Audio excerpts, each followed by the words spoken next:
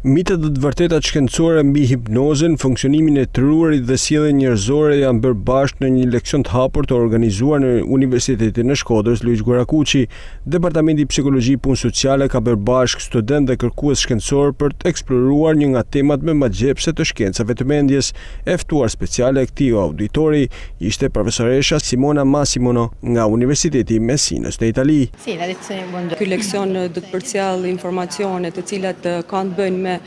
mitet e gabuarat që janë krijuar në lidhje me një procedurë të tillë, por nga ana tjetër do të fokusohet në disa pika shumë të rëndësishme të pjesës shkencore të përdorimit të hipnozës nga psikolog.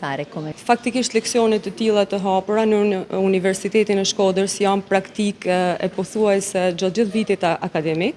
realizohen në kuadër të projekteve Erasmus Teaching,